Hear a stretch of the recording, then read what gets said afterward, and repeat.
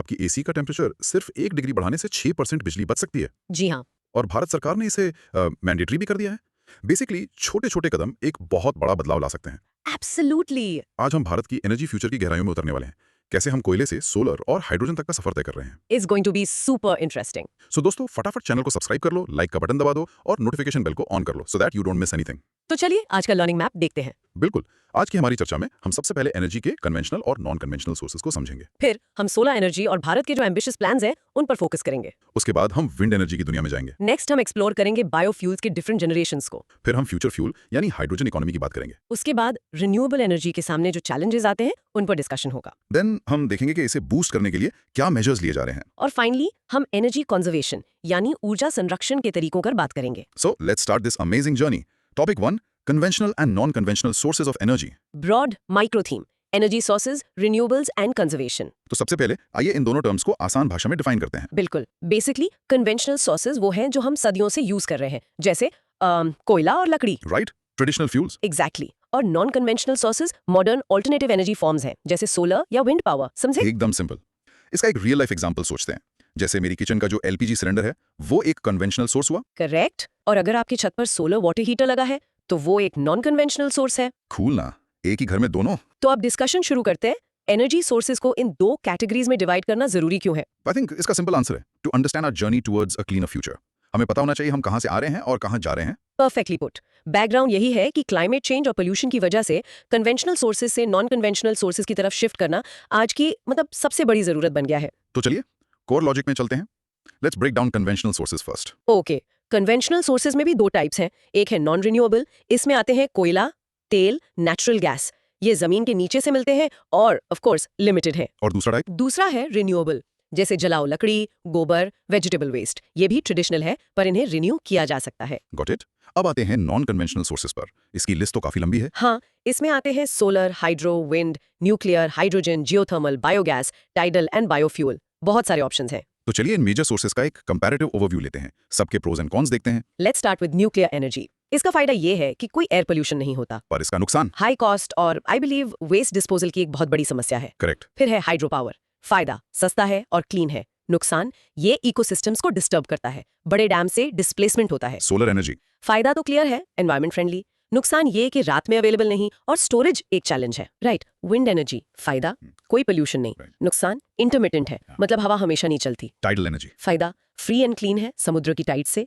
नुकसान, इसके स्ट्रक्चर्स बहुत एक्सपेंसिव हैं। Geothermal energy? फायदा, अगेन एनवायरमेंटली फ्रेंडली। लेकिन इसका एक नुकसान है। हाँ? स्टीम के साथ हाइड्रोजन सल्फाइड गैस निकलती है हाँ, जिसमें से अजीब सी स्मेल आती है। सड़ी हुई अंडे जैसी। हाँ वही। और लास्ट में बायोमास। फायदा, सस्ता है। नुकसान, एयर पोल्यूशन और डिफॉरेस्टेशन का खतरा रहता है। ये तो एक अच्छा ओवरव्यू था। अब थोड़ा इन डेप्थ एनालिसिस करते हैं। Let's talk about biomass. इसे कार्बन न्यूट्रल माना जाता है। क्यों? हाँ, ये एक इंटरेस्टिंग कॉन्सेप्ट है क्योंकि एक पौधा अपनी लाइफ में जितना CO2 एब्जॉर्ब करता है, जलने पर उतना ही रिलीज करता है। अच्छा, तो नेट जीरो इफेक्ट। एग्जैक्टली। इसमें एक टर्म आती है पेट्रोक्रॉप्स। ये हाइड्रोकार्बन प्रोड्यूसिंग प्लांट्स है। एग्जाम्पल याद रखना, जत्रोफा क्यूरकस, जिससे बायोक्रूड मिलता है। Next, geothermal energy. ये पृथ्वी की नेचुरल हीट से एनर्जी जनरेट करना है। यहाँ एक यूपीएससी प्रीलिम्स रेलेवेंट फैक्ट है। भारत में सबसे प्रॉमिसिंग जियोथर्मल फील्ड लद्दाख की पुगा वैली में है। पुगा वैली, नोट कर लिया। और टाइडल एनर्जी? समुद्र के ज्वार भाटा यानी टाइड से बिजली बनाना। चलिए अब कुछ क्लीनर ऑल्टरनेटिव एनर्जी सोर्सेज की बात करते हैं। मेथेनॉल, इसे हाइड्रोजन इकोनॉमी का ब्रिज माना जाता है। हाँ, क्योंकि ये पेट्रो डीजल से सस्ता और क्लीनर है। इससे कोई पार्टिकुलेट मैटर नहीं निकलता। और इस पर नीति आयोग का एक मेथेनॉल इकोनॉमी प्लान भी है। करेक्ट। प्लान है कि 20% क्रूड इंपोर्ट्स को मेथेनॉल से रिप्लेस किया जाए। ओके, एक कॉमन कंफ्यूजन क्लियर करते हैं। LPG versus LNG versus CNG. ठीक है। एलपीजे यानी लिक्विफाइड पेट्रोलियम गैस हवा से भारी होती है। इसमें लीक डिटेक्शन के लिए एथिल मरकैप्टान मिलाया जाता है, वो स्पेसिफिक स्मेल के लिए। और एलएनजी? एलएनजी है लिक्विफाइड नेचुरल गैस। इसको सुपर कूल करके लिक्विड बनाते हैं। इसका स्टोरेज बहुत महंगा है। और सीएनजी? सीएनजी यानी कंप्रेस्ड नेचुरल गैस हवा से हल्की होती है, इसलिए ये सेफर एंड क्लीनर मानी जाती है। गुड। एक और टेक्निकल टर्म है कैलोरीफिक वैल्यू। सबसे ज्यादा किसकी होती है? सबसे ज्यादा है हाइड्रोजन की 141 mg/kg और सबसे कम जलाऊ लकड़ी यानी फायरवुड की 16 mg/kg। Let's look at India's energy sector overview now. Jain 2023 का डेटा क्या कहता है? टोटल इंस्टॉल्ड कैपेसिटी है लगभग 411 गीगावाट। इसमें से फॉसिल फ्यूल 57.4% है और नॉन फॉसिल फ्यूल 42.5%। देखा, a big shift. Wow, 42.5% is a huge number. Ownership का क्या सीन है? ऑलमोस्ट 50-50। प्राइवेट सेक्टर 50.4% और पब्लिक सेक्टर 49.6%। और ट्रेंड क्या है 2014 से 2022 तक? ट्रेंड क्लियर है। थर्मल पावर का शेयर घट रहा है और रिन्यूएबल्स का बढ़ रहा है। और हमारे रिन्यूएबल एनर्जी टारगेट्स क्या हैं? एक यूपीएससी प्रीलिम्स रेलेवेंट पॉइंट है। 2022 तक 175 गीगावाट का टारगेट था, अब 2030 तक 500 गीगावाट नॉन फॉसिल कैपेसिटी का नया टारगेट है। 500 गीगावाट, दैट्स ह्यूज। यस, और आईएए इंटरनेशनल एनर्जी एजेंसी का अनुमान है कि इंडिया की एनर्जी डिमांड 2030 तक 3% पर ईयर बढ़ेगी। और आखिर में इंडिया का नेट जीरो बाय 2070 प्लेज। इसके तहत 2030 तक हमें अपनी जीडीपी एमिशंस इंटेंसिटी को 45% कम करना है 2005 लेवल से। तो इस पूरे शिफ्ट का रियल वर्ल्ड इम्पैक्ट क्या है? इसका मतलब है हमारे लिए क्लीनर एयर, इंपोर्टेड ऑयल पर कम डिपेंडेंसी और ग्लोबल स्टेज पर India as a climate leader. तो इस टॉपिक का कंक्लूजन क्या निकलता है? The data clearly shows Bharat एक प्लान तरीके से कन्वेंशनल एनर्जी से नॉन कन्वेंशनल एनर्जी की तरफ बढ़ रहा है, and that's the big story. Great. अब कुछ क्रॉस क्वेश्चनिंग करते हैं। मेरा एक सवाल है, बायोमास को कार्बन न्यूट्रल क्यों कहते हैं, जबकि जलाने पर तो CO2 निकलती है? Excellent question. क्योंकि प्लांट ने अपनी ग्रोथ के दौरान एटमॉस्फेयर से उतना ही CO2 एब्जॉर्ब किया था, तो basically it's a close loop, इसलिए नेट इफेक्ट जीरो हो जाता है। समझे? अच्छा, अब समझा। Question 2 for UPSC prelims, Bharat का मोस्ट प्रॉमिसिंग जियोथर्मल साइट कौन सा है? बिल्कुल याद रखना, it's Puga valley in Ladakh. ये एक इंपॉर्टेंट फैक्ट है। ओके।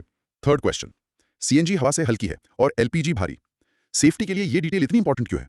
सोचो, अगर सीएनजी लीक होती है तो वो ऊपर उठकर हवा में घुल जाती है, बट एलपीजी लीक होने पर नीचे जमीन पर जम जाती है, जिससे आग लगने का खतरा बढ़ जाता है। राइट, इसलिए एलपीजी के लिए गुड वेंटिलेशन क्रिटिकल है। प्रिसाइजली। फोर्थ क्वेश्चन, अगर नॉन फॉसिल फ्यूल की इंस्टॉल्ड कैपेसिटी 42.5% है, तो क्या इसका मतलब ये है कि हमारी 42.5% इलेक्ट्रिसिटी रिन्यूएबल से आती है? Not exactly. ये इंस्टॉल्ड कैपेसिटी है। एक्चुअल जनरेशन सूरज की रोशनी और हवा की स्पीड जैसे फैक्टर्स पर डिपेंड करता है, so actual generation percentage is usually lower. Good point two clarify. Understood.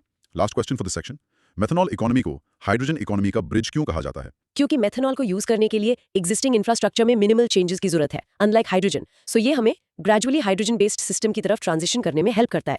It's a stepping stone. Make sense. Okay, now for a practice Q. Now pause and practice saying India aims for 500 GW of non-fossil fuel capacity by 2030. चलिए इस topic का एक mini recap करते हैं। In short, Bharat की energy strategy fossil fuels पर dependency कम करके क्लीन रिन्यूएबल सोर्सेज को अपनाने की है। Topic 2, solar energy. Broad micro theme, energy sources, renewables and conservation. Solar energy यानी सूरज की रोशनी को इलेक्ट्रिसिटी में कन्वर्ट करना। इसके दो तरीके हैं ना? हाँ, दो मेन तरीके हैं। एक है फोटोवोल्टिक सेल से डायरेक्ट डीसी करंट बनाना, और दूसरा है सोलर थर्मल, जिसमें हीट जनरेट करके टरबाइन घुमाते हैं और एसी करंट बनाते हैं। इसका रियल लाइफ एग्जांपल? हमारे कैलकुलेटर में जो छोटी सी स्ट्रिप है वो एक पीवी सेल है। बिल्कुल। और बड़े सोलर पार्क्स में जो शीशे लगे होते हैं जो हीट फोकस करते हैं, वो सोलर थर्मल टेक्नोलॉजी का एग्जांपल है। Okay, let's start the discussion. Solar energy Bharat के रिन्यूएबल स्टोरी का हीरो है। It's cheap, abundant and a key to a green future. हाँ, इसका बैकग्राउंड ये है कि India being a tropical country gets a lot of sunlight, इसलिए solar energy को हार्नेस करना एक लॉजिकल एंड स्ट्रेटेजिक मूव है। राइट। चलिए कोर लॉजिक पर आते हैं। यहाँ एक यूपीएससी प्रीलिम्स रेलेवेंट पॉइंट है। फोटोवोल्टिक्स पीवी लाइट को डायरेक्टली इलेक्ट्रिसिटी डीसी में बदलता है। सोलर थर्मल सन की हीट से टरबाइन घुमाकर इलेक्ट्रिसिटी एसी बनाता है। ये डिफरेंस याद रखना। डीसी और एसी, गॉट इट। अब बात करते हैं इंटरनेशनल सोलर अलायंस या ISA की। ये इंडिया और फ्रांस का 2015 में लॉन्च किया गया इनिशिएटिव है, और इसका हेडक्वार्टर कहाँ है? गुरुग्राम, इंडिया में। यस, इंडिया में। ये एक बड़ी बात है। इसका ऑब्जेक्टिव क्या है? ऑब्जेक्टिव है सोलर एनर्जी का कंजम्पशन बढ़ाना और फॉसिल फ्यूल्स पर डिपेंडेंसी कम करना। और इसका गोल? गोल है 2030 तक सोलर प्रोजेक्ट्स में $1 ट्रिलियन मोबिलाइज करना और 1000 GW सोलर एनर्जी अचीव करना। Massive goals. इसी से जुड़ा एक और कॉन्सेप्ट है, वन सन, वन वर्ल्ड, वन ग्रिड। हाँ, ये इंडिया का विजन है, एक ग्लोबल इलेक्ट्रिसिटी ग्रिड जो सोलर पावर को कंट्रीज के बीच शेयर करे। इसके फेजेस क्या हैं? फेज 1 है एशिया कनेक्टिविटी, फेज 2 है अफ्रीका एडिशन और फेज 3 है ग्लोबलाइजेशन। सुना है इससे चाइना के बेल्ट एंड रोड इनिशिएटिव का काउंटर भी माना जाता है। हाँ, कुछ एक्सपर्ट्स ऐसा मानते हैं। अब देखते हैं कि इंडिया ने सोलर एनर्जी बढ़ाने के लिए क्या स्टेप्स लिए हैं। पहले तो एक UPSC prelims relevant fact, India solar power capacity में ग्लोबली 4th रैंक पर है। That's impressive. और इनिशिएटिव्स? एक है नेशनल सोलर मिशन, जिसका 2022 तक 100 गीगावाट सोलर पावर का टारगेट था। और PM कुसुम स्कीम, ये बहुत चर्चा में रहती है। ये किसानों के लिए है, ऑफ ग्रिड सोलर पंप्स और ग्रिड कनेक्टेड पंप्स को सोलराइज करने की स्कीम। इससे किसानों को डबल बेनिफिट है। कैसे? एक तो डीजल पर खर्चा कम और दूसरा एक्स्ट्रा बिजली बेचकर एक्स्ट्रा इनकम। स्मार्ट। फिर है रूफटॉप सोलर प्रोग्राम। हाँ, घरों की छतों पर सोलर पैनल्स लगाना। मैन्युफैक्चरिंग के लिए? उसके लिए है PLI scheme for solar PV modules. आत्मनिर्भर भारत के तहत इंडिया में सोलर मॉड्यूल मैन्युफैक्चरिंग को प्रमोट करना। ये सब तो अच्छा है, बट सोलर पावर के साथ इश्यूज भी तो होंगे। बिल्कुल। पहला इशू है मैन्युफैक्चरिंग। हम imported solar cells specially from China पर बहुत डिपेंडेंट है। दूसरा? एफिशिएंसी। एयर पोल्यूशन से पैनल की एफिशिएंसी कम हो जाती है। और वाटर यूसेज, हाँ, सोलर पार्क्स को क्लीन करने में बहुत पानी लगता है और ये पार्क्स अक्सर ड्राई एरियाज में होते हैं। लैंड यूज भी एक इशू है। यस, बड़े solar parks wild life habitats को नुकसान पहुंचा सकते हैं। और सबसे इंपॉर्टेंट, पोल्यूशन एंड रिसाइकलिंग। ये हजारस मटेरियल्स होते हैं और इंडिया के पास इन्हें रिसाइकल करने की प्रॉपर फैसिलिटी अभी नहीं है। किसका एक केस स्टडी भी है, कर्नाटका का पावागाड़ा सोलर पार्क। हाँ, ये वर्ल्ड्स लार्जेस्ट सोलर पार्क्स में से एक है। इसमें किसानों को उनकी फैलो लैंड यानी बंजर जमीन लीज पर देकर स्टेबल इनकम दी गई। बट इसके नेगेटिव इंपैक्ट्स भी हुए हैं। यस, इससे लोकल टेम्परेचर बढ़ा है और black buck and great Indian bustard जैसे वाइल्ड लाइफ का हैबिटेट लॉस हुआ है। तो इसका रियल वर्ल्ड इंपैक्ट क्या है? Solar power is making electricity cheaper and accessible, but हमें इसके एनवायरमेंटल साइड इफेक्ट्स को भी मैनेज करना होगा। It's a balancing act. Conclusion, solar energy is undoubtedly India sunshine sector, but sustainable growth के लिए manufacturing, recycling and ecological concerns को address करना क्रिटिकल है। चलिए अब क्रॉस क्वेश्चनिंग। पहला सवाल, आईएसए का हेडक्वार्टर गुरुग्राम में होना ग्लोबली क्या मैसेज देता है? It's a huge statement. It positions India not just as a follower in the renewable transition, but as a global leader driving the change. Cool ना? It is very cool. Second question, PM Kusum scheme किसानों के लिए beneficial है, पर इसका एक बड़ा criticism ground water exploitation है। ये थोड़ा एक्सप्लेन कीजिए। बिल्कुल। जब किसानों के पास फ्री सोलर इलेक्ट्रिसिटी होती है, तो वो जरूरत से ज्यादा पानी पंप कर सकते हैं, जिससे ग्राउंड वाटर लेवल तेजी से नीचे जा सकता है। इसलिए सस्टेनेबल वाटर यूजेज को प्रमोट करना भी जरूरी है। ओके। थर्ड, ओएसओडब्ल्यूजी को चाइना के belt and road initiative BRI का काउंटर क्यों माना जाता है? क्योंकि BRI चाइना का इन्फ्लुएंस बढ़ाने का एक जियोपॉलिटिकल टूल है through infrastructure. OSOG, on the other hand, is India's vision for a collaborative global ecosystem based on shared renewable resources. It's a different, more cooperative approach to global connectivity. Interesting perspective. Fourth question, solar panels green energy बनाते हैं, पर उनका disposal एक pollution problem है। इस paradox को कैसे solve करें? The key is creating a circular economy. हमें सोलर पैनल रिसाइकलिंग के लिए रोबस्ट पॉलिसीज और इंफ्रास्ट्रक्चर डेवलप करना होगा ताकि valuable materials like silver and silicon को रिकवर किया जा सके। This is a major upcoming challenge. Right. And last question for prelims, photovoltaics और सोलर थर्मल के आउटपुट करंट में क्या डिफरेंस है? सिंपल है, याद रखना, फोटोवोल्टेक्स पीवी से डायरेक्ट करंट डीसी मिलता है, सोलर थर्मल से अल्टरनेटिंग करंट एसी मिलता है। Perfect. Time for the practice Q. Okay, pause and practice saying the International Solar Alliance is headquartered in Gurugram, India. और इस टॉपिक का mini recap. In short, solar energy is the cornerstone of India's renewable goals, driven by initiatives like ISA and PMKUSM, but we must tackle its manufacturing and environmental challenges. Topic 3, wind energy. Broad micro theme: energy sources, renewables, and conservation. Wind energy, simply put, हवा से बिजली। Using wind to spin turbines which then generate electricity. इसका real life example तो सबने देखा होगा, highways पर travel करते समय वो बड़े बड़े पंखे यानी विंड मिल्स, बस वही है wind energy in action. Let's start a discussion. Wind energy Bharat की रिन्यूएबल स्टोरी का एक साइलेंट वर्कर है। सोलर जितना ग्लैमरस नहीं, बट इक्वली इंपॉर्टेंट। बिल्कुल। इसका बैकग्राउंड ये है कि India has a long coast line and certain windy corridors which makes it a great place for wind energy generation. चलिए कोर लॉजिक देखते हैं। इंडियाज पोजीशन क्या है? India has the fourth highest installed wind power capacity in the world. Wow, fourth in solar and fourth in wind. Leading states कौन से हैं? Tamil Nadu and Gujarat. और India में major wind farms? World's largest तो China में है, Geoquan, but India has two massive ones, Mupandal in Tamil Nadu and Jaisalmer Wind Park in Rajasthan. यहाँ एक यूपीएससी प्रीलिम्स रेलेवेंट पॉइंट है। मुपंडाल reason wind energy के लिए ideal क्यों है? Because of the funneling effect of the Western Ghats. इससे वहाँ साल के 9 महीने तेज हवा चलती है। Geography at play. The funnelling effect याद रहेगा। अब आते हैं wind versus solar, the big debate पर। हाँ, ये इंटरेस्टिंग है। कॉस्ट के मामले में सोलर के कॉस्ट तेजी से गिर रहे हैं। और वायबिलिटी? सोलर इंडिया की ज्यादा हिस्सों में वायबल है, जबकि लार्ज विंड प्रोजेक्ट्स कुछ ही स्टेट्स में पॉसिबल हैं। Availability? Yes is the key point, right? Available इसकी? सोलर दिन में मिलता है, लेकिन विंड पीक डिमांड आवर्स शाम 7 से 10 PM में अवेलेबल होता है। ऑल्सो विंड जनरेशन मॉनसून में हाईएस्ट होता है जब सोलर लो होता है। तो दे आर कॉम्प्लीमेंट्री? एग्जैक्टली, एक दूसरे को बैलेंस करते हैं। एग्जैक्टली। मैन्युफैक्चरिंग में भी एक डिफरेंस है। सोलर में हम इंपोर्टेड पार्ट्स पर डिपेंडेंट है, बट विंड टर्बाइन कंपोनेंट्स का लोकल मैन्युफैक्चरिंग स्ट्रांग है। मेक इन इंडिया के लिए प्लस पॉइंट। अब बात करते हैं ऑफशोर विंड एनर्जी की। यानी समुद्र में विंड टर्बाइंस लगाना। इंडिया का टारगेट है 30 गीगावाट बाय 2030। पोटेंशियल कहाँ है? Gujarat and Tamil Nadu coast have huge potential. Onshore versus offshore क्या फर्क है? ऑफशोर के फायदे हैं, लैंड एक्विजिशन का इशू नहीं, हवा ज्यादा स्ट्रांग एंड कंसिस्टेंट होती है, सो मोर एफिशिएंसी। और ऑनशोर के? ऑनशोर सस्ता है, लॉजिस्टिक्स जैसे केबलिंग इंस्टॉलेशन आसान है। Offshore is 2-3 times more expensive. Wind power के इश्यूज और चैलेंजेस क्या हैं? पहला है फाइनेंशियल वायबिलिटी। सोलर के चीप टैरिफ्स ने विंड पावर को फाइनेंशियली अनकम्पेटिटिव बना दिया है। Environmental issues? हाँ, टर्बाइन ब्लेड्स, बर्ड्स और बैट्स के लिए खतरा हो सकते हैं। और हेल्थ इश्यूज? सुना है विंड टर्बाइन सिंड्रोम के बारे में। यस, विंड फार्म्स के पास रहने वाले लोगों में रिपोर्टेड हेल्थ इश्यूज। एक और इशू है रीपावरिंग। करेक्ट, इंडिया के पुराने टर्बाइंस जैसे मुपंडल में इनएफिशिएंट है, बट उन्हें रिप्लेस करना एक्सपेंसिव है। तो रियल वर्ल्ड इम्पैक्ट क्या है? Wind power provides clean energy, especially during crucial evening hours, and supports local manufacturing. But its growth is facing strong competition from solar. Conclusion, Wind energy is a vital part of India's energy mix, but for it to grow, we need better financial models and policies for repowering old turbines and developing the expensive but promising offshore sector. Great. Cross questioning time. पहला सवाल, solar और wind एक दूसरे के rivals हैं या partners? That's a great way to put it. On the financial front, they compete in auctions, but on the grid, they are perfect partners. Wind generates power when solar doesn't. A hybrid wind-solar system provides a more reliable power supply, so they are frenemies. Frenemies, I like that.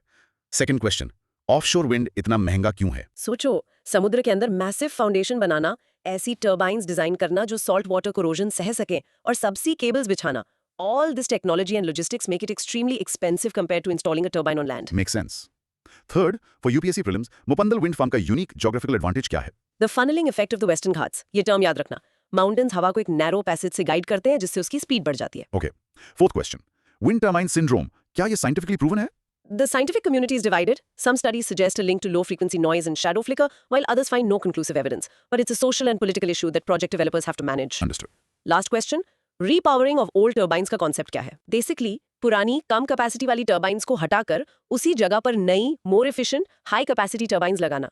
इससे same land से ज्यादा electricity produce की जा सकती है, but initial cost बहुत high है. Okay, time for a practice Q. Let's practice. Wind and solar are complementary because wind generation peaks during monsoon and evening hours when solar is low. और अब mini recap. In short, wind energy, India's fourth largest renewable source, perfectly complements solar but faces challenges of financial viability and the need to upgrade its old infrastructure. Topic 4, biofuel. Broad micro theme: energy sources, renewables and conservation. Biofuel, इसे define कैसे करेंगे? Biofuel एक hydrocarbon fuel है जो organic matter जैसे plants या animal waste से बनता है. Think of it as energy from life. Real life example? Petrol में मिलाया जाने वाला इथेनॉल गाड़ियों में यूज होता है. एग्जैक्टली वो शुगर केन या मेज से बनता है. Let's start the discussion. Biofuels are interesting. They are renewable, but they come with their own set of complex debates. Fuel versus food. बिल्कुल. और इसका बैकग्राउंड ये है कि इंडिया एक एग्रीकल्चरल कंट्री होने के नाते बहुत सारा बायोमास प्रोड्यूस करता है. इसको फ्यूल में कन्वर्ट करने से हमारा ऑयल इंपोर्ट बिल कम हो सकता है और किसानों को भी हेल्प मिल सकती है. चलिए इसके कोर लॉजिक में जाते हैं. The evolution story of biofuels, यानी इनके generations. हाँ, सबसे पहले है फर्स्ट जनरेशन या 1G. ये डायरेक्टली फूड क्रॉप से बनता है, जैसे शुगर केन, व्हीट. और यहीं से फ्यूल वर्सेस फूड डिबेट शुरू हुई. क्या हमें खाना जलाना चाहिए? एग्जैक्टली. इस प्रॉब्लम को सॉल्व करने के लिए आया सेकेंड जनरेशन या 2G. ये नॉन फूड सोर्सेज से बनता है, जैसे एग्रीकल्चरल वेस्ट, पराली, वुड एटसेट्रा. फिर आता है थर्ड जनरेशन या 3G. ये स्पेशली इंजीनियर्ड क्रॉप्स जैसे एल्गी से बनता है. एल्गी को नॉन एग्रीकल्चरल लैंड या पानी में उगाया जा सकता है. और आखिर में fourth generation. This is the future.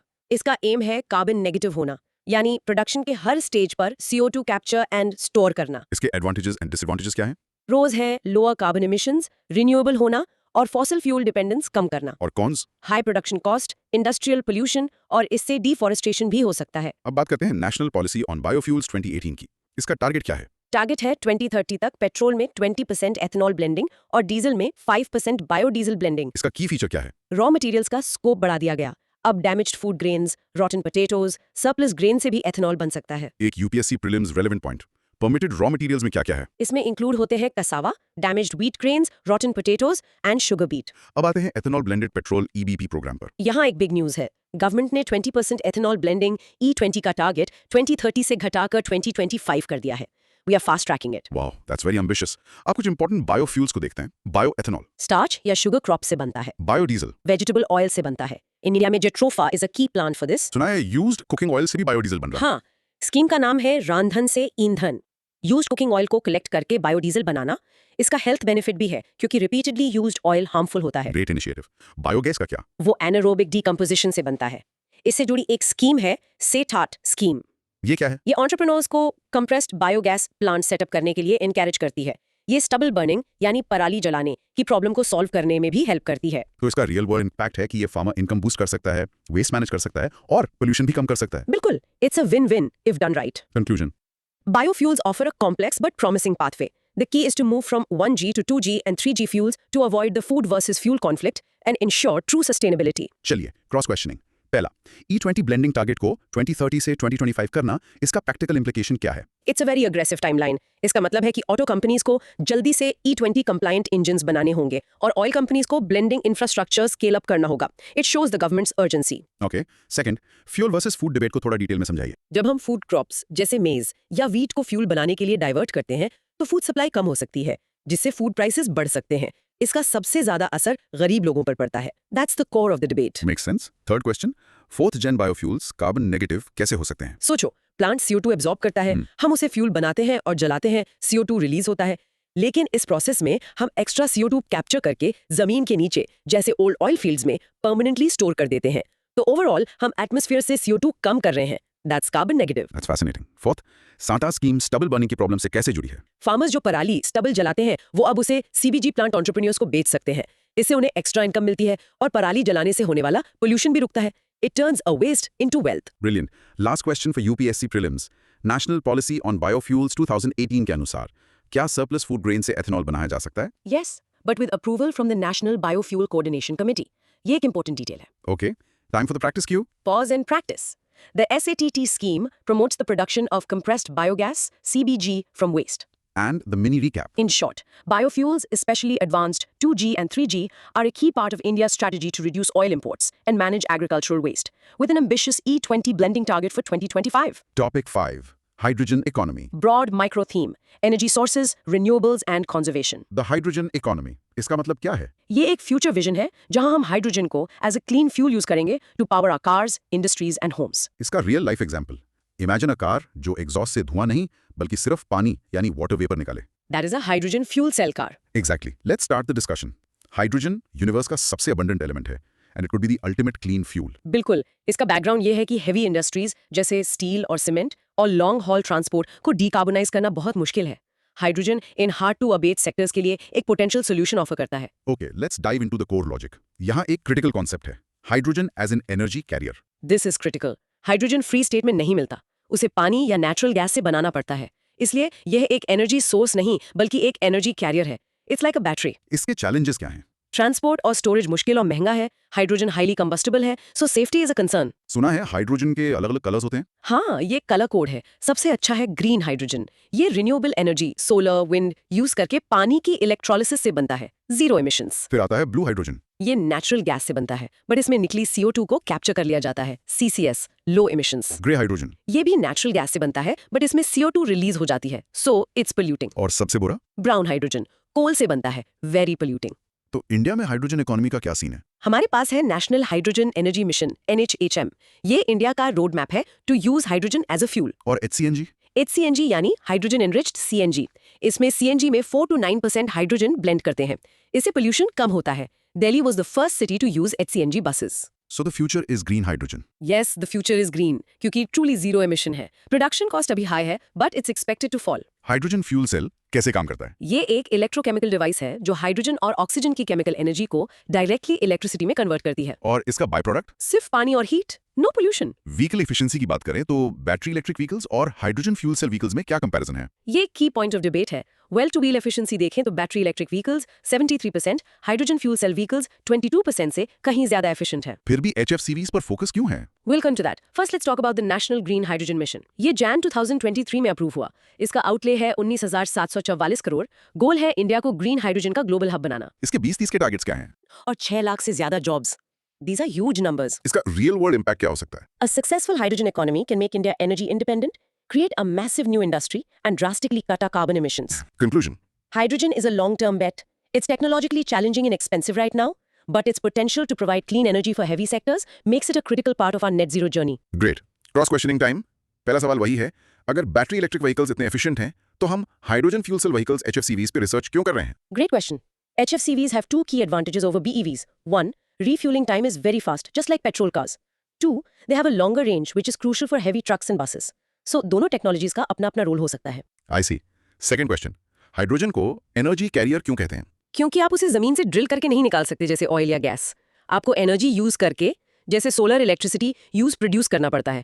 Essentially आप एक फॉर्म की एनर्जी सोलर को दूसरे फॉर्म हाइड्रोजन में स्टोर कर रहे हो। That's why it's a carrier. Understood. Third, for prelims hydrogen के different types green, blue, grey को उनके कार्बन फुटप्रिंट के ऑर्डर में अरेंज कीजिए. इजी है। सबसे क्लीन से सबसे dirty. Green 0, blue low, grey high और brown highest. Perfect. Fourth, India's national green hydrogen mission का प्राइमरी गोल क्या है? To make India a global hub for the production, utilization, and export of green hydrogen and its derivatives. It's about global leadership. And fifth, HCNG में hydrogen blend करने का main benefit क्या है? It significantly reduces carbon monoxide and hydrocarbon emissions compared to normal CNG, making the fuel cleaner without major engine modifications. Excellent. Time for the practice Q. Okay, let's practice this important concept. Hydrogen is an energy carrier, not an energy source, because it needs to be produced using another energy source. And the mini recap. In short, the hydrogen economy, powered by green hydrogen, is India's long-term vision to decarbonize heavy industries and transport, with the National Green Hydrogen Mission leading the way. Topic 6. Challenges faced by renewable energy. Broad micro theme: energy sources, renewables, and conservation. Renewable energy लाना सिर्फ solar panels और wind turbines लगाना नहीं है, इसके पीछे बहुत सारे टेक्निकल और फाइनेंशियल चैलेंजेस हैं। इसका एक रियल लाइफ एग्जाम्पल सोचो। आपके एरिया में शाम को सब लोग घर आकर एसी टीवी चलाते हैं, जिसे पीक डिमांड कहते हैं। राइट। लेकिन उसी टाइम सोलर पावर जीरो हो जाती है। This is the intermittency challenge. तो चलिए इस पर डिस्कशन करते हैं। With great power comes great responsibility and great challenges. Let's unpack the hurdles in India's renewable journey. इसका बैकग्राउंड ये है कि जैसे जैसे हमारे ग्रिड में रिन्यूएबल्स का शेयर बढ़ रहा है, वैसे वैसे ग्रिड को स्टेबल रखने की प्रॉब्लम्स भी बढ़ रही हैं। तो कोर लॉजिक में पहला चैलेंज क्या है? लो प्लांट लोड फैक्टर या PLF। सोलर या wind power plants 24/7 full capacity पर नहीं चलते। उनका PLF थर्मल पावर से कम होता है। इसका मतलब है कि सेम अमाउंट ऑफ इलेक्ट्रिसिटी के लिए हमें ज्यादा कैपेसिटी इंस्टॉल करनी पड़ती है। और दूसरा चैलेंज जिसका हमने अभी जिक्र किया, इंटरमिटेंसी। यस, रिन्यूएबल आउटपुट वेरिएबल है। सूरज हमेशा नहीं चमकता, हवा हमेशा नहीं चलती, बट इलेक्ट्रिसिटी डिमांड 24/7 होती है। This mismatch is a huge problem. इससे ट्रांसमिशन कॉस्ट पर भी असर पड़ता है। हाँ, क्योंकि रिन्यूएबल एनर्जी इंटरमिटेंट है, ट्रांसमिशन लाइंस का यूटिलाइजेशन कम होता है, जिससे उनकी रिलेटिव कॉस्ट बढ़ जाती है। एक और बड़ा इशू है financial health of discoms. Correct. State की electricity distribution companies discoms loss में है। उनके पास न्यू इंफ्रास्ट्रक्चर बिल्ड करने के लिए पैसा नहीं है। तो इसका सोल्यूशन क्या है? Solution 1, smart grid. ये एक मॉडर्न डिजिटल ग्रिड है जो यूटिलिटी और कस्टमर्स के बीच टू वे कम्युनिकेशन अलाउ करता है। इसके बेनिफिट्स हैं कि ये ग्रिड को एफिशिएंटली मैनेज करता है, पीक डिमांड कम करता है और रिन्यूएबल्स को बेटर इंटीग्रेट करता है। इसके लिए कोई मिशन है? हाँ, UPSC प्रीलिम्स रेलेवेंट है। National smart grid mission was launched in 2015। Okay, solution 2, hybrid energy systems. इसका मतलब है रिन्यूएबल्स को फ्लेक्सिबल रिसोर्सेज जैसे बैटरी स्टोरेज या हाइड्रो पावर के साथ कंबाइन करना। तो एक्स्ट्रा एनर्जी को स्टोर करके पीक डिमांड के टाइम रिलीज कर सकते हैं। Exactly. This provides 24/7 clean energy. और अच्छी बात यह है कि बैटरी स्टोरेज कॉस्ट्स गिर रहे हैं। एक और बहुत क्रिटिकल चीज है, critical minerals. Yes, these are the key. Renewable technologies को फॉसिल फ्यूल से ज्यादा मिनरल्स की जरूरत होती है। कौन से मिनरल्स? की मिनरल्स हैं लिथियम, कोबाल्ट बैटरीज के लिए, rare earth elements wind turbines के लिए और कॉपर नेटवर्क्स के लिए। चैलेंज फॉर इंडिया क्या है इसमें? इन मिनरल्स की सप्लाई चेन पर चाइना का डोमिनेंस है। This is a big supply risk. लेकिन यहाँ एक गुड न्यूज भी है। Yes, a very good news. UPSC prelims relevant है। GSI ने JNK के रियासी डिस्ट्रिक्ट में 5.9 मिलियन टन्स के लिथियम डिपॉजिट्स डिस्कवर किए हैं। This is a game changer. Fantastic. पर बाकी मिनरल्स के लिए? उसके लिए है काबिल खनिज विदेश इंडिया लिमिटेड। ये एक JV कंपनी है जिसका काम है ओवरसीज एसेट्स एक्वायर करके क्रिटिकल मिनरल्स की सप्लाई सिक्योर करना। तो इन सब चैलेंजेस का रियल वर्ल्ड इंपैक्ट क्या है? These challenges mean that our transition to clean energy won't be smooth. It needs massive investment in new technologies like smart grids, storage, and securing mineral supply chains. Conclusion. The biggest challenge for renewable energy is not generation, but integration and reliability. Solving this will require a smart hybrid and mineral secure grid. Let's do the cross questioning. पहला, simple words में plant load factor PLF क्या है? Imagine एक factory जो 100 car per day बना सकती है। ये उसकी कैपेसिटी है, बट डिमांड या रॉ मटेरियल की कमी से वो सिर्फ 25 कार्स बनाती है, तो उसका PLF 25% हुआ। Similarly, a solar plant runs at its peak capacity only for a few hours. That's its PLF. Great analogy. Second question. JNK में लिथियम डिस्कवरी इतनी बड़ी बात क्यों है? क्योंकि अभी तक इंडिया लिथियम के लिए 100% इम्पोर्ट डिपेंडेंट था, मोस्टली ऑन चाइना। ये डिस्कवरी हमें बैटरीज के लिए सेल्फ रिलायंट यानी आत्मनिर्भर बना सकती है, जो EVs और ग्रिड स्टोरेज के लिए क्रिटिकल है। It's a matter of national and energy security. Right. Third, smart grid को स्मार्ट क्या बनाता है? The two way communication. पुराना ग्रिड सिर्फ वन वे था, पावर स्टेशन से आपके घर तक। स्मार्ट ग्रिड में आपका स्मार्ट मीटर यूटिलिटी से बात कर सकता है, डेटा शेयर कर सकता है, जिससे यूटिलिटी डिमांड को रियल टाइम में मैनेज कर सकती है। ओके। फोर्थ, KIBL का स्ट्रेटेजिक इंपॉर्टेंस क्या है? इंडिया में क्रिटिकल मिनरल्स नहीं है, बट हमें उनकी जरूरत है। तो काबिल दूसरे देशों जैसे अर्जेंटीना, ऑस्ट्रेलिया में जाकर माइंस में पार्टनरशिप या ओनरशिप लेगा। It's like India going shopping for minerals abroad to secure its future. Very strategic. Last question, discoms की poor financial health renewable transition को कैसे स्लो डाउन करती है? रिन्यूएबल जनरेटर्स जैसे सोलर या विंड फार्म्स डिस्कॉम्स को बिजली बेचते हैं। अगर डिस्कॉम्स ही लॉस में हैं, तो वो जनरेटर्स को टाइम पर पेमेंट नहीं कर पाते। इससे न्यू प्रोजेक्ट्स में इन्वेस्टमेंट आना बंद हो जाता है। It's a vicious cycle. Make sense. Time for the practice Q. Pause and try to explain what is the intermittency problem of renewable energy. And the mini recap for this topic. In short, to overcome the challenges of intermittency and grid instability, India is focusing on smart grids, hybrid energy systems, and securing a supply of critical minerals. Topic 7. Measures to boost renewable energy. Broad micro theme: energy sources, renewables and conservation. Renewable energy sector को grow करने के लिए government financial support और नए investment tools introduce कर रही है। इसका रियल लाइफ एग्जांपल है, जैसे आप एजुकेशन के लिए लोन लेते हैं, वैसे ही ग्रीन प्रोजेक्ट्स जैसे एक सोलर पार्क को फंड करने के लिए स्पेशल ग्रीन बॉन्ड्स इशू किए जाते हैं। तो चलिए इस पर डिस्कशन करते हैं। A great vision needs great funding. Let's see how India is financing it's green dream. इसका बैकग्राउंड ये है कि रिन्यूएबल प्रोजेक्ट्स कैपिटल इंटेंसिव होते हैं। उन्हें सेटअप करने के लिए शुरू में बहुत पैसा लगता है, इसलिए फाइनेंशियल इंस्टीट्यूशंस और इनोवेटिव फंडिंग मैकेनिज्म्स का रोल बहुत इंपॉर्टेंट है। तो इसके कोर लॉजिक में सबसे पहले बात करते हैं Indian renewable energy development agency या IREDA की। हाँ, एक यूपीएससी प्रीलिम्स रेलेवेंट फैक्ट। ये एक मिनी रत्ना कंपनी है under the ministry of new and renewable energy. और ये है क्या? It's a non banking financial institution, NBFI। इसका काम है रिन्यूएबल एनर्जी और एनर्जी एफिशिएंसी प्रोजेक्ट्स को फाइनेंशियल असिस्टेंस यानी लोन्स देना। Basically it's a green bank. Interesting. अब आते हैं green bonds for funding renewables पर। ये स्पेशल बॉन्ड्स हैं जो स्पेसिफिकली एनवायरमेंटली सस्टेनेबल प्रोजेक्ट्स को फंड करने के लिए इशू किए जाते हैं। सुना है सेबी ने इसका फ्रेमवर्क एक्सपैंड किया है। यस। अब इसमें ब्लू बॉन्ड्स भी हैं जो water management and marine sector projects के लिए हैं, और येलो बॉन्ड्स जो सोलर एनर्जी प्रोजेक्ट्स के लिए हैं। और सॉवरेन ग्रीन बॉन्ड्स क्या है? यूनियन बजट 2022-23 में गवर्नमेंट ने अनाउंस किया कि वो खुद भी ग्रीन बॉन्ड्स इशू करेगी टू फंड ग्रीन इंफ्रास्ट्रक्चर। तो इन मेजर्स का रियल वर्ल्ड इम्पैक्ट क्या है? These measures attract private and foreign investment into India's renewable sector, which accelerates the transition and creates jobs. और इस टॉपिक का conclusion? Financial innovation, led by institutions like IREDA and instruments like green bonds, is as crucial as technological innovation for achieving our renewable energy targets. Okay, cross questioning time. First question, IREDA को एक mini Ratna company का status मिलने का क्या significance है? Mini Ratna status public sector companies को financial और operational autonomy देता है। इसका मतलब IREDA ज्यादा फ्लेक्सिबिलिटी और एफिशिएंसी के साथ डिसीजंस ले सकता है बिना ज्यादा ब्यूरोक्रेटिक हर्डल्स के। आई सी।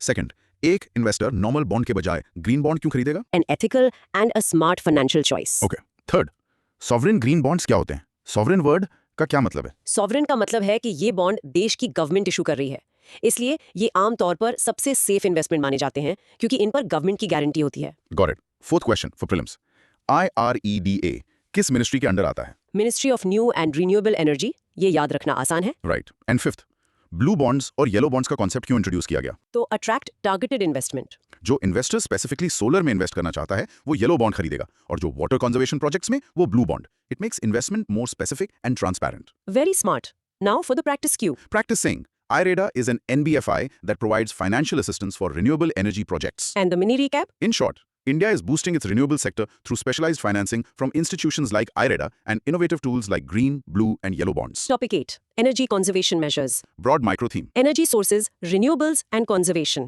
Energy conservation. इसका मतलब है कम एनर्जी यूज करके वही काम करना, यानी बिजली बनाना जितना ही जरूरी बिजली बचाना है। इसका सबसे अच्छा रियल लाइफ एग्जाम्पल है घर में नॉर्मल बल्ब की जगह LED बल्ब यूज करना। Same Roshni but 80% less electricity consumption. This is energy conservation. Let's start the discussion. The cheapest unit of energy is the one you don't use. Let's talk about the other side of the coin, saving energy. Background ये है कि India की energy demand तेजी से बढ़ रही है। सिर्फ सप्लाई बढ़ाने से काम नहीं चलेगा, हमें डिमांड को भी मैनेज करना होगा थ्रू एफिशिएंसी। इसके लिए एक लीगल फ्रेमवर्क है, एनर्जी कंजर्वेशन एक्ट 2001। करेक्ट। और इसी एक्ट के अंडर 2002 में बनी एक स्टैट्यूटरी एजेंसी है ब्यूरो ऑफ एनर्जी एफिशिएंसी या BE। ये मिनिस्ट्री ऑफ पावर के अंडर है। इसका काम क्या है? एनर्जी एफिशिएंसी प्रोग्राम्स डेवलप करना। BE के कुछ की प्रोग्राम्स बताइए। सबसे फेमस है स्टार्स एंड लेबलिंग प्रोग्राम। आपने AC फ्रिज पर स्टार्स देखे होंगे, ये वही है। More stars equal to more energy efficient. 10 appliances के लिए ये मैंडेटरी है। और बिल्डिंग्स के लिए? कमर्शियल बिल्डिंग्स के लिए है energy conservation building code ECBC, और रेजिडेंशियल बिल्डिंग्स के लिए है इको निवास संहिता 2018। एसीज के लिए भी कुछ नए स्टैंडर्ड्स हैं। हाँ, 24 degree Celsius default setting for all ACs, क्योंकि हर 1 डिग्री टेम्परेचर बढ़ाने से 6% इलेक्ट्रिसिटी बचती है। और स्टार रेटिंग अब ISEER Indian seasonal energy efficiency ratio पर बेस्ड है। कुछ की स्कीम्स भी हैं। यस, उजाला जो world's largest domestic LED lighting project है, और SLNP world's largest LED street light replacement programme. इसमें एक नया अमेंडमेंट भी आया है, the energy conservation amendment bill 2022। हाँ, ये 2001 एक्ट को अपडेट करता है to meet new climate targets COP26। इसके की प्रोविजंस क्या हैं? पहला, mandatory use of non fossil sources. Industries के लिए नॉन फॉसिल एनर्जी जैसे ग्रीन हाइड्रोजन यूज करना कंपलसरी किया जा सकता है। दूसरा, कार्बन ट्रेडिंग, गवर्नमेंट एक carbon credit trading scheme establish कर सकती है। तीसरा, न्यू बिल्डिंग कोड जो अब रेजिडेंशियल बिल्डिंग्स को भी कवर करेगा। और चौथा, standards for vehicles and vessels, अब शिप्स और गाड़ियों के लिए भी एनर्जी कंजम्पशन स्टैंडर्ड्स होंगे। तो इसका रियल वर्ल्ड इम्पैक्ट क्या है? These measures help you save money on your electricity bill, reduce the country's overall energy demand, and cut pollution. Conclusion, Energy conservation is a silent revolution. By making our appliances, buildings, and industries more efficient, we can achieve our climate goals faster and more affordably. चलिए cross questioning करते हैं। पहला, carbon credit trading scheme का concept क्या है? Simple है, एक company जो अपने इमिशन टारगेट से ज्यादा अचीव करती है उसे कार्बन क्रेडिट्स मिलते हैं। वो इन क्रेडिट्स को उस कंपनी को बेच सकती है जो अपने टारगेट्स मीट नहीं कर पा रही। इससे ओवरऑल इमिशंस कम करने का एक मार्केट बेस्ड इंसेंटिव क्रिएट होता है। इंटरेस्टिंग। सेकंड, एसीज के लिए 24 डिग्री सेल्सियस का डिफॉल्ट सेटिंग मैंडेटरी करने के पीछे क्या लॉजिक है? Research shows 24 degree Celsius is a comfortable temperature for the human body. लोग आदत से एसी 18 डिग्री पर चलाते हैं जो जरूरी नहीं है और बहुत एनर्जी वेस्ट करता है। ये रूल एक बिहेवियरल चेंज लाने के लिए है to save massive amounts of energy. Okay. Third, for prelims, BEE किस मिनिस्ट्री के अंदर है? Ministry of power. Remember, it's about saving power. Good one. Fourth, Ujala scheme इतनी सक्सेसफुल क्यों हुई? क्योंकि उसने एलईडी बल्ब्स को अफोर्डेबल बनाया थ्रू बल्क प्रोक्योरमेंट। एक बल्ब 300 रुपए का था, लोगों को 70 रुपए में मिला। जब टेक्नोलॉजी अफोर्डेबल होती है तो अडॉप्शन फास्ट होता है। ट्रू।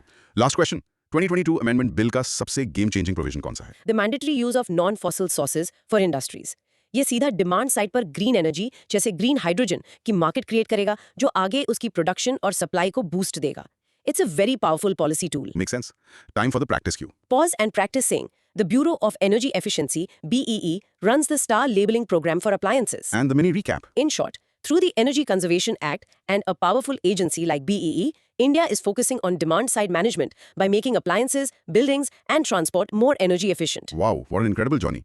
चलिए एक क्विक रिकैप करते हैं। जरूर जी। इंडिया के रिन्यूएबल ट्रांजिशन को लीड कर रहे हैं with major global initiatives like ISA। हमने बायोफ्यूल्स की जनरेशंस और हाइड्रोजन इकोनॉमी के फ्यूचर पोटेंशियल को एक्सप्लोर किया। हमने रिन्यूएबल एनर्जी के सामने आने वाले चैलेंजेस जैसे इंटरमिटेंसी और क्रिटिकल मिनरल्स की कमी पर बात की। और फाइनली हमने देखा कि फाइनेंशियल मेजर्स और एनर्जी कंजर्वेशन के जरिए हम इस ट्रांजिशन को कैसे सपोर्ट कर रहे हैं। अब लिसनर्स के लिए कुछ कंटेंट प्रोब्स ताकि वो खुद को टेस्ट कर सकें। फर्स्ट जनरेशन बायोफ्यूल्स के फूड वर्सेस फ्यूल डिबेट को एक्सप्लेन कीजिए। नंबर 2, OSOWOG इनिशिएटिव के 3 फेजेस क्या हैं? 3, हाइड्रोजन को एनर्जी कैरियर क्यों कहते हैं, एनर्जी सोर्स क्यों नहीं। 4, इंडिया के ग्रीन ट्रांजिशन में काबिल का क्या रोल है। 5, फोटोवोल्टाइक और सोलर थर्मल टेक्नोलॉजी में क्या अंतर है? और number 6, energy conservation amendment bill 2022 के 2 सबसे इंपॉर्टेंट नए प्रोविजंस क्या हैं। अब आपका आज का चैलेंज। अपने घर के 5 बड़े अप्लायंसेस जैसे एसी, फ्रिज, टीवी एटसेट्रा देखिए, उनकी स्टार रेटिंग नोट कीजिए और ऑनलाइन चेक कीजिए कि 5 स्टार मॉडल के कंपैरिजन में वो कितनी ज्यादा या कम इलेक्ट्रिसिटी यूज करते हैं।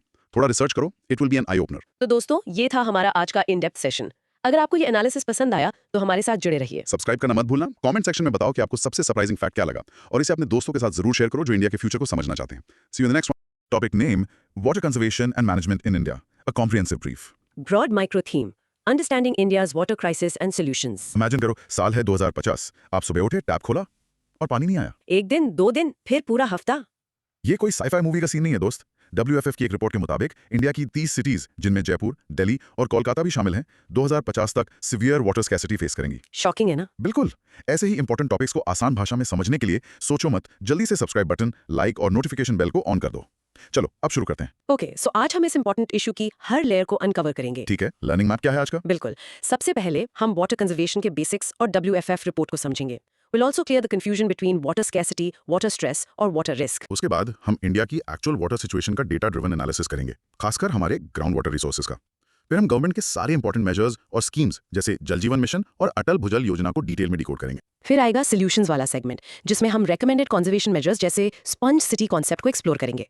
और एंड में हम ड्रॉट्स, उनके टाइप्स और उनसे निपटने के तरीकों पर गहरी चर्चा करेंगे। तो रेडी हो इस ज्ञान के समुद्र में गोते लगाने के लिए? Let's begin. Let's do it. Heading, water conservation, the global and Indian crisis. So, सबसे पहले what exactly is water conservation? Basically इसका मतलब है पानी को समझदारी से इस्तेमाल करना और बेकार में वेस्ट होने से रोकना। It's all about responsible usage. Simple है ना? एकदम सिंपल। सोचो, आपकी सोसाइटी ने एक रेन वाटर हार्वेस्टिंग सिस्टम लगाया। ओके। अब बारिश का पानी कलेक्ट करके गार्डनिंग, कार वॉश या टॉयलेट्स में यूज हो रहा है। This is a perfect real life example of water conservation in action. Right. चलो अब उस WWF रिपोर्ट से शुरू करते हैं जो एक बहुत बड़ा रेड फ्लैग है। दुनिया भर में 100 शहर और उनमें से 30 इंडिया में। ये सिर्फ एक वार्निंग नहीं है, ये एक रियलिटी चेक है। एब्सोल्युटली। और इसका मेन रीजन है रैपिड अर्बनाइजेशन। सोर्स कहता है कि इन शहरों में पॉपुलेशन 2020 के 17% से बढ़कर 51% by 2050, right? That's a massive jump. Exactly 51%। More people, more industries, मतलब पानी की डिमांड आसमान छूने वाली है और हमारी रिसोर्सेज तो लिमिटेड ही है। रिपोर्ट में इंडियन सिटीज जैसे जयपुर का नाम सबसे ऊपर है, उसके बाद इंदौर, थाने, मुंबई, कोलकाता और दिल्ली। और ग्लोबली बीजिंग, जकार्ता, इस्तांबुल जैसे बड़े नाम भी हैं। तो ये दिखाता है कि ये प्रॉब्लम सिर्फ डेवलपिंग कंट्रीज की नहीं है, ये एक ग्लोबल पैंडेमिक जैसा है। वाटर मिसमैनेजमेंट हर जगह है। सही बात है। अच्छा, यहाँ पर 3 टेक्निकल टर्म्स को समझना बहुत जरूरी है। Water scarcity, water stress and water risk. ये यूपीएससी प्रीलिम्स के लिए भी काफी इंपॉर्टेंट है ना। बिल्कुल, ये अक्सर कंफ्यूज करते हैं, तो चलो इनको ब्रेक डाउन करते हैं। सबसे पहले वाटर स्कैसिटी। इसका सीधा सा मतलब है पानी की फिजिकल कमी, पानी है ही नहीं। एग्जाम्पल? राजस्थान के डेजर्ट एरियाज, वहां नेचुरली ही पानी बहुत कम है, that's pure scarcity. Okay, got it. Scarcity मतलब पानी का ना होना। अब वाटर स्ट्रेस? वाटर स्ट्रेस एक ब्रॉडर कॉन्सेप्ट है। हो सकता है पानी हो, लेकिन या तो वो इतना पोल्यूटेड है कि यूज नहीं कर सकते, या उस तक पहुंचना मुश्किल है। Example, Ganga Yamuna industrial region, वहां नदी में पानी है, बट इंडस्ट्रीज के पोल्यूशन की वजह से वो पानी यूजेबल नहीं है। So despite the presence of water, the region is under water stress. Interesting. तो scarcity is about quantity, stress is about overall usability. तो फिर वाटर रिस्क क्या है? राइट, वाटर रिस्क एक सब्जेक्टिव चीज है। इसका मतलब है पानी से जुड़ी किसी हार्मफुल इवेंट की प्रोबेबिलिटी। फॉर एग्जाम्पल, बैंगलोर में झीलों पर कब्जा इंक्रोचमेंट होने से वहां वाटर रिस्क बहुत हाई है। वहां डिसेंट रेनफॉल होती है, पर इंक्रोचमेंट की वजह से फ्लड्स भी आते हैं और ग्राउंड वाटर रिचार्ज भी नहीं होता। तो इसका मतलब रिस्क हर किसी के लिए अलग हो सकता है। Risk depends on your dependency on water. समझे? समझ गया। तो इसका रियल वर्ल्ड इम्पैक्ट क्या होगा? सिर्फ पानी की कमी नहीं? नहीं, बिल्कुल नहीं। इससे हेल्थ प्रॉब्लम्स बढ़ेंगी, वाटरबॉर्न डिजीजेस, इंडस्ट्रीज ठप पड़ सकती हैं, और लोगों के बीच पानी को लेकर झगड़े भी हो सकते हैं। It's a serious socio economic issue. तो आखिर में टेक अवे ये है कि आगे बढ़ने के लिए हमें सिर्फ पानी की क्वांटिटी पर नहीं, बल्कि उसकी क्वालिटी, एक्सेसिबिलिटी और मैनेजमेंट, इन सब पर फोकस करना होगा। बिल्कुल सही, दैट्स द कोर लॉजिक। अच्छा, अब कुछ क्रॉस क्वेश्चंस। तो अगर मैं सही समझा, एक जगह पर बहुत सारी बारिश हो सकती है, लेकिन अगर वहां का सारा पानी पोल्यूटेड है, तो उसे वाटर स्ट्रेस कहा जाएगा, ना कि वाटर स्केर्स। बिल्कुल सही। Scarcity is about the physical quantity of water available. Stress is about the inability to meet demand, which could be due to quantity, quality, or even infrastructure issues. Okay. और water risk subjective कैसे है? एक ही शहर में, मान लो मुंबई में, सबके लिए रिस्क सेम नहीं होगा क्या? नहीं, एक फिशरमैन के लिए सी लेवल राइज एक इमीडिएट वाटर रिस्क है। एक लग्जरी अपार्टमेंट में रहने वाले के लिए शायद टैप में पानी ना आना रिस्क है। एक इंडस्ट्री के लिए वाटर टैंकर की कॉस्ट बढ़ना रिस्क है। So the event is the same, but the perception and impact of risk are different for everyone. Right. एक और सवाल। WWF की रिपोर्ट में सिवियर वाटर स्कैर्सिटी का मतलब क्या है?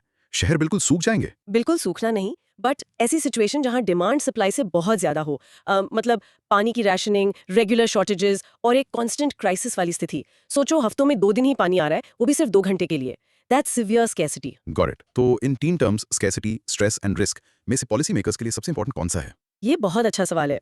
तीनों इंपॉर्टेंट है। स्कैर्सिटी बताता है कि कितना पानी है, स्ट्रेस बताता है कि आबादी और एनवायरनमेंट की जरूरतें पूरी हो रही हैं या नहीं, और रिस्क बताता है कि फ्यूचर में क्या खतरे हो सकते हैं। A good policy addresses all 3। सिर्फ एक पर फोकस करना मतलब it's like driving by only looking in one mirror. Perfect analogy. Last question इस पार्ट के लिए। ग्लोबल हब्स जैसे इस्तांबुल का लिस्ट में होना क्या दिखाता है? ये दिखाता है कि ये प्रॉब्लम सिर्फ डेवलपिंग कंट्रीज की नहीं है, ये एक ग्लोबल फिनोमिनन है। वाटर मिसमैनेजमेंट, क्लाइमेट चेंज का इम्पैक्ट और ओवर पॉपुलेशन का प्रेशर, ये हर बड़े शहर की कहानी है, चाहे वो ईस्ट में हो या वेस्ट में। ग्रेट। चलो अब प्रैक्टिस करते हैं। Now pause and practice saying water scarcity is the physical lack of water, while water stress is the inability to meet demand due to quantity or quality issues. In short, हम एक serious global water crisis में हैं, और इससे लड़ने के लिए scarcity, stress और रिस्क के बीच का फर्क समझना पहला कदम है। Heading: India's water situation, the hard numbers and groundwater reality. अब आते हैं इंडिया के स्पेसिफिक सिचुएशन पर। Right. Basically, हमारे पास दुनिया की 16% पॉपुलेशन है, लेकिन फ्रेश वाटर रिसोर्सेज सिर्फ 4%. So the mismatch is huge. ऐसे समझो, एक पिज्जा के 8 स्लाइसेस हैं, लेकिन खाने वाले 16 लोग हैं। सबको आधा आधा स्लाइस मिलेगा। इंडिया की सिचुएशन ऐसी ही है, रिसोर्सेज कम, पॉपुलेशन ज्यादा। बिल्कुल। और CWC यानी सेंट्रल वाटर कमीशन का डेटा इसे और क्लियर करता है। इंडिया का total natural run off 1999 BCM billion cubic metres है, जिसमें से हम सिर्फ 1122 BCM ही यूज कर पाते हैं। मतलब काफी पानी बेकार चला जाता है। हाँ, बेकार समुद्र में चला जाता है। We are not able to capture and store it effectively. और इसका सीधा असर पर कैपिटा सिचुएशन पर पड़ता है। राइट, पर कैपिटा अवेलेबिलिटी लगातार गिर रही है। हाँ, 2025 में ये 1434 क्यूबिक मीटर्स थी, और 2050 तक 1219 रह जाएंगी। CWC के बेंचमार्क्स के हिसाब से 1700 क्यूबिक मीटर से नीचे वाटर स्ट्रेस्ड कंडीशन शुरू हो जाती है, तो हम ऑलरेडी उस स्ट्रेस जोन में है। लेकिन असली स्टोरी, असली क्राइसिस तो ग्राउंड वाटर की है। हमारा एनुअल रिप्लेनिशेबल ग्राउंड वाटर है 432 BCM, और हम निकालते हैं 249 BCM। काफी ज्यादा। बहुत ज्यादा। इसीलिए 2017 में 17% ground water units over exploited और 5% क्रिटिकल क्लासिफाई की गई। टोटल 22%। ये डेटा एक यूपीएससी 2020 प्रीलिम्स क्वेश्चन में भी आया था। और यूपीएससी में एक और क्वेश्चन आया था 2023 में। स्टेटमेंट 1, इंडिया दुनिया का 26% ग्राउंड वाटर निकालता है। This is correct.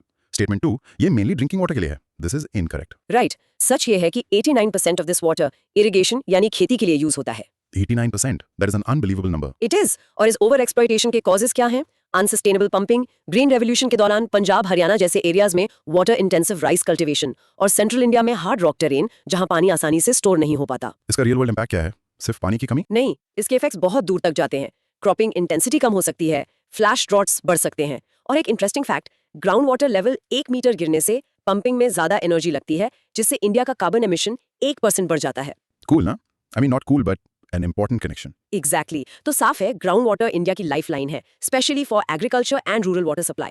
बट हम इस लाइफलाइन को ऐसी तेजी से इस्तेमाल कर रहे हैं जैसे कि ये कभी खत्म ही नहीं होगी। We need urgent action. बिल्कुल। अब क्रॉस क्वेश्चंस, ये 89% ग्राउंड वाटर फॉर इरिगेशन वाला फिगर बहुत शॉकिंग है। इसका मतलब हमारा food security directly ground water पर डिपेंडेंट है। Absolutely, no doubt about it. हमारी खेती, हमारा अनाज, हमारी रूरल इकोनॉमी सब ग्राउंड वाटर से जुड़ी है। इसलिए ग्राउंड वाटर डिप्लीशन सिर्फ एक एनवायरमेंटल इशू नहीं है, ये एक नेशनल सिक्योरिटी इशू भी है। ठीक है। दूसरा सवाल, ग्रीन रेवोल्यूशन को हमेशा पॉजिटिव लाइट में देखा जाता है, तो ये ग्राउंड वाटर डिप्लीशन का विलन कैसे बन गया? विलन नहीं, बट उसके अनइंटेंडेड कॉन्सिक्वेंसेस थे। फूड सिक्योरिटी जरूरी थी, नो डाउट, लेकिन उसके लिए ऐसी फसलें जैसे राइस उन जगहों पर उगाई गईं जहां पानी कम था, जैसे पंजाब। वहां फ्री इलेक्ट्रिसिटी फॉर फार्मर्स ने इस प्रॉब्लम को और बढ़ा दिया। So it was a mix of good intentions with unforeseen negative outcomes. Right. अब CWC का बेंचमार्क कहता है 1700 क्यूबिक मीटर से कम वाटर स्ट्रेस्ड है। इस नंबर का क्या सिग्निफिकेंस है? ये नंबर आया कहां से? ये एक इंटरनेशनल स्टैंडर्ड है जो हाइड्रोलॉजिस्ट फॉल्कन मार्क ने डेवलप किया था। ये वो थ्रेशोल्ड है जहां एक देश को पानी की कमी से related economic and social problems आना शुरू हो जाती हैं। It's a tipping point basically. Okay. Carbon emissions और ग्राउंड वाटर लेवल का कनेक्शन थोड़ा और सिंपल करके समझा सकते हैं? श्योर। सोचो पानी 50 फीट नीचे है, आपका पंप उसे आसानी से खींच लेता है। अब पानी 150 फीट नीचे चला गया, अब उसी पंप को 3 गुना ज्यादा पावर लगेगी। ज्यादा पावर मतलब ज्यादा इलेक्ट्रिसिटी कंजम्पशन, और हमारी इलेक्ट्रिसिटी मोस्टली फॉसिल फ्यूल से बनती है। So more pumping equals more coal burning equals more CO2 emissions. Simple chain reaction है। Perfectly explained. लास्ट क्वेश्चन, तो इस ग्राउंड वाटर क्राइसिस का सबसे ज्यादा इंपैक्ट किस पर पड़ेगा, शहरों पर या गांव पर? शॉर्ट टर्म में गांव पर, क्योंकि 85% rural water supply ground water पर डिपेंडेंट है। खेती बाड़ी, पीने का पानी सब बंद हो जाएगा। बट लॉन्ग टर्म में शहरों पर भी फूड प्राइसेस बढ़ेंगे, पानी की कमी से लोग गांवों से शहरों की तरफ माइग्रेट करेंगे, जिससे शहरों पर प्रेशर और बढ़ेगा। It's a chain reaction that will affect everyone. चलो प्रैक्टिस करो। India uses 89% of its extracted groundwater for irrigation, which is a major cause of depletion. In short, India's water situation is a story of a massive mismatch between population and resources, with an overexploited groundwater system at its core. Heading: Government in Action. Policies, missions and institutions. अब देखते हैं कि government इस crisis से निपटने के लिए क्या कर रही है। राइट। और ये समझना जरूरी है कि वाटर इंडिया में एक स्टेट सब्जेक्ट है, यानी मेनली स्टेट्स की रिस्पॉन्सिबिलिटी है, बट सेंट्रल गवर्नमेंट भी इंपॉर्टेंट रोल प्ले करती है। इसे टीम स्पोर्ट की तरह समझो, है ना? स्टेट्स प्लेयर्स हैं जो ग्राउंड पर खेल रहे हैं, और सेंटर कोच है जो स्ट्रैटेजी, फंडिंग और गाइडेंस प्रोवाइड करता है। Perfect analogy. दोनों का साथ में काम करना जरूरी है, और गवर्नमेंट का अप्रोच मल्टीफैसेटेड है। पॉलिसीज, मिशंस, इंस्टीट्यूशंस सब है। सबसे पहले इंस्टीट्यूशनल फ्रेमवर्क की बात करते हैं। हाँ। 2019 में एक बड़ा स्टेप लिया गया। मिनिस्ट्री ऑफ जल शक्ति बनाई गई। इसने वाटर से रिलेटेड अलग अलग मिनिस्ट्रीज को एक कर दिया फॉर बेटर कोऑर्डिनेशन। इसके अंडर 3 की बॉडीज हैं। कौन सी? पहली CGWB, central ground water board. ये ग्राउंड वाटर के लिए एपेक्स बॉडी है जो साइंटिफिक रिसर्च और पॉलिसी बनाती है। ये साइंटिस्ट है। Okay, scientist. दूसरी CGWA, central ground water authority. ये रेगुलेटरी बॉडी है। ये पुलिस है। इसको एनवायरमेंट प्रोटेक्शन एक्ट 1986 के अंडर बनाया गया है, और इसका काम ग्राउंड वाटर एक्सट्रैक्शन को कंट्रोल करना है। ये यूपीएससी के लिए इंपॉर्टेंट पॉइंट है। और तीसरी? CWC, central water commission. ये सरफेस वाटर यानी रिवर्स, डैम्स, इनके लिए प्रीमियर टेक्निकल ऑर्गेनाइजेशन है। ठीक है। अब आते हैं स्कीम्स पर। सबसे पहले अटल भूजल योजना, अटल जल। इसका फोकस कम्युनिटी पार्टिसिपेशन है, यानी पंचायत लेवल पर लोग मिलकर वाटर बजट्स बनाते हैं। ये डिमांड साइड मैनेजमेंट पर जोर देता है। डिमांड साइड मतलब पानी की सप्लाई बढ़ाने के बजाय पानी की खपत यानी डिमांड कम करने पर फोकस करना, जैसे माइक्रो इरिगेशन यूज करना, वाटर एफिशिएंट क्रॉप्स उगाना। Got it. फिर है जल शक्ति अभियान। ये एक कंजर्वेशन कैंपेन था, बट इसके कुछ फेलियर्स भी थे, जैसे इसमें अलग से फंडिंग नहीं थी, और इसका प्लानिंग एडमिनिस्ट्रेटिव बाउंड्रीज यानी डिस्ट्रिक्ट्स पर बेस्ड था, ना कि रिवर बेसिन्स पर, जो कि एक साइंटिफिक अप्रोच नहीं है। और सबसे बड़ी स्कीम जल जीवन मिशन JJM। इसके 2 पार्ट्स हैं, रूरल और अर्बन। JJM रूरल का एम है 2024 तक हर घर में टैप कनेक्शन से सेफ ड्रिंकिंग वाटर पहुंचाना। JJM अर्बन का फोकस यूनिवर्सल वाटर सप्लाई और वाटर बॉडीज को रिजुविनेट करना है। जुडिशियल इंटरवेंशन का क्या रोल है इस सब में? बहुत इंपॉर्टेंट। NGT यानी नेशनल ग्रीन ट्रिब्यूनल ने इंटरवीन किया। NGT ने CGWA की 2020 गाइडलाइंस को स्ट्राइक डाउन कर दिया और कहा कि कमर्शियल यूज के लिए ग्राउंड वाटर निकालने से पहले environmental impact assessment EIA compulsory होगा। ये गेम चेंजर है। तो इन स्कीम्स का इंपैक्ट ग्राउंड पर दिख रहा है? बिल्कुल। JJM की वजह से क्रॉस ऑफ हाउसहोल्ड्स को टैप वाटर मिला है, अटल जल से कम्युनिटीज एम्पावर हो रही हैं, बट चैलेंजेस अभी भी हैं। Implementation is the key. तो गवर्नमेंट ने एक कॉम्प्रिहेंसिव फ्रेमवर्क बनाया है, बट असली सक्सेस इसके इफेक्टिव इंप्लीमेंटेशन और पब्लिक पार्टिसिपेशन पर डिपेंड करेगी। एग्जैक्टली। और NGT जैसे इंस्टीट्यूशंस का एक्टिव रोल भी बहुत जरूरी है टू इंश्योर अकाउंटेबिलिटी। चलो अब क्रॉस क्वेश्चंस। CGWA और CGWB में आखिर डिफरेंस क्या है? दोनों ही ग्राउंड वाटर से रिलेटेड हैं, थोड़ा और क्लियर कर दो। अच्छा सवाल है। Think of it this way, CGWB is the scientist जो डेटा कलेक्ट करता है, रिसर्च करता है और एक्विफर्स को मैप करता है। CGWA इज द पुलिस और रेगुलेटर जो उस साइंटिफिक डेटा के बेसिस पर रूल्स बनाता है और उन्हें इन्फोर्स करता है। एक डायग्नोस्टिक है, दूसरा प्रिस्क्रिप्शन और इन्फोर्समेंट। Okay better.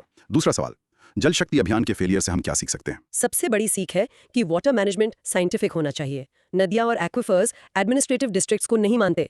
उनका अपना एक इकोसिस्टम होता है। हमें हाइड्रोलॉजिकल यूनिट्स जैसे रिवर बेसिन्स या वाटरशेड्स के हिसाब से प्लानिंग करनी चाहिए, ना कि डिस्ट्रिक्ट बाउंड्रीज के हिसाब से। सही बात है। थर्ड क्वेश्चन, एनजीटी का डिसीजन इतना इंपॉर्टेंट क्यों है?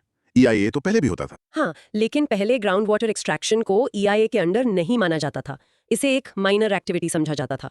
एनजीटी ने पहली बार कहा कि ग्राउंड वाटर एक लिमिटेड पब्लिक रिसोर्स है जिसे कमर्शियल एंटिटीज अनलिमिटेडली एक्सप्लॉइट नहीं कर सकती। It links water extraction directly to environmental impact, which is a huge step. Right. Fourth, Atal Bhujal Yojana में डिमांड साइड मैनेजमेंट की बात हुई। क्या ये सप्लाई साइड से बेहतर है? बेहतर नहीं, बट नेसेसरी है। हम कब तक नए डैम्स बनाते रहेंगे? एक लिमिट है। सप्लाई साइड मैनेजमेंट जरूरी है, पर अब फोकस डिमांड साइड पे शिफ्ट करना ही होगा। पानी को बचाना, उसे एफिशिएंटली यूज करना, इसके अलावा कोई ऑप्शन नहीं है। अटल जल उसी डायरेक्शन में एक कदम है। Last question for this part, जल जीवन मिशन का गोल हर घर नल से जल है। इससे सिर्फ कन्वीनियंस बढ़ेगी या इसके और भी फायदे हैं? कन्वीनियंस तो है ही, बट इसके हेल्थ और सोशल बेनिफिट्स बहुत बड़े हैं। जब घर में साफ पानी आता है तो वाटरबोर्न डिजीजेस जैसे कॉलेरा, टाइफॉइड कम होती हैं। इससे हेल्थ सेक्टर पर बोझ कम होता है और औरतों और लड़कियों का समय बचता है जो वो पानी लाने में लगाती थी, जिसे वो एजुकेशन या अर्निंग में यूज कर सकती हैं। It's a tool for women empowerment too. Practice this line. CGWA is the regulatory body formed under the Environment Protection Act 1986, while Jal Jeevan Mission aims to provide tap water to all rural households by 2024. In short, the government has a multi-layered strategy involving integrated ministries, key missions like JJM, and regulatory bodies, with judicial oversight playing a crucial role. Heading: Future Forward Solutions, Sponge Cities and Clean Water Sanctuaries. अब आते हैं exciting part पर। Solutions, हम आगे क्या कर सकते हैं? Right. Imagine आपके पास एक प्लांट है। आप उसे पानी देते हो। अगर गमला कंक्रीट का है तो पानी बह जाएगा। अगर मिट्टी का है तो वो पानी को सोक कर लेगा। हमें अपने शहरों को कंक्रीट के गमलों से मिट्टी के गमलों में बदलना है। Great analogy. तो सबसे पहले हमें उन जगहों को बचाना होगा जहां साफ पानी अभी भी मौजूद है ना? Exactly, क्योंकि हमारा 70% से ज्यादा सरफेस और ग्राउंड वाटर पोल्यूटेड है। सो सॉस दो तरह के क्लीन वाटर सैंक्चुरी सजेस्ट करता है। Okay, what are they? पहला, रिवर फ्लड प्लेन्स, नदियों के आसपास का एरिया। यहाँ जमीन के नीचे का पानी आमतौर पर साफ होता है। इन्हें प्रोटेक्ट करके हम बल्क वाटर सोर्स सिक्योर कर सकते हैं। दूसरा, फॉरेस्ट एक्विफर्स। फॉरेस्ट एक्विफर्स मतलब जंगलों के नीचे का पानी? हाँ, जंगलों के नीचे जो पानी होता है वो नेचुरली फिल्टर्ड और मिनरल रिच होता है। वेस्टर्न और ईस्टर्न घाट्स में ऐसे एक्विफर्स हैं। ये बेस्ट क्वालिटी ड्रिंकिंग वाटर का सोर्स बन सकते हैं। Nature's own RO system. ये तो हुई सोर्सेज को प्रोटेक्ट करने की बात, but what about our cities, the concrete jungles? उसके लिए है स्पंज सिटी कॉन्सेप्ट। ये मेरा फेवरेट कॉन्सेप्ट है। A sponge city is a city designed to absorb rain water like a sponge. अभी क्या होता है? राइट नाउ हमारे शहर कंक्रीट के जंगल हैं, जहां बारिश का पानी सड़कों पर बहकर नालों में चला जाता है और शहर में फ्लड ले आता है। और स्पंज सिटी इसके उल्टा करती है? यस, इसमें परमेबल पेवमेंट्स होते हैं जो पानी सोख सकें, green roofs, interconnected water bodies और ओपन ग्रीन स्पेसेस। इससे होता क्या है? बारिश का पानी जमीन के नीचे जाकर ग्राउंड वाटर को रिचार्ज करता है। इससे दो फायदे होते हैं, शहरों में फ्लडिंग कम होती है और ग्राउंड वाटर लेवल ऊपर आता है। Win win. इसके अलावा कुछ और इंपॉर्टेंट स्टेप्स हैं, जैसे पॉलिसी शिफ्ट, मतलब इरिगेशन को ईस्टर्न इंडिया में एक्सपैंड करना ताकि पंजाब हरियाणा पर प्रेशर कम हो, वहां पानी ज्यादा है। फिर revival of traditional methods, farm ponds, check dams या लद्दाख के आर्टिफिशियल ग्लेशियर्स जैसे ट्रेडिशनल तरीकों को जिंदा करना। और technology? Of course, micro irrigation, drip irrigation और स्प्रिंकलर्स को बढ़ावा देना। इसके लिए PMKSY, प्रधानमंत्री कृषि सिंचाई योजना जैसी स्कीम्स हैं, और साइंटिफिक अप्रोचेस जैसे एक्वाफर मैपिंग, अफॉरेस्टेशन और वाटर रीयूज को प्रमोट करना। तो सोल्यूशन एक नहीं, बहुत सारे हैं। हमें टेक्नोलॉजी, ट्रेडिशन और पॉलिसी का एक परफेक्ट ब्लेंड बनाना होगा to create a water secure future. Absolutely. चलो, क्रॉस क्वेश्चंस। स्पंज सिटी का आइडिया सुनने में बहुत अच्छा लगता है, बट क्या ये मुंबई जैसे बड़े और कंजेस्टेड शहर में प्रैक्टिकल है? मुश्किल है, पर नामुमकिन नहीं। नई डेवलपमेंट्स में इसे इंप्लीमेंट किया जा सकता है। जैसे नवी मुंबई एयरपोर्ट बन रहा है, वहां ये प्रिंसिपल्स यूज हो सकते हैं।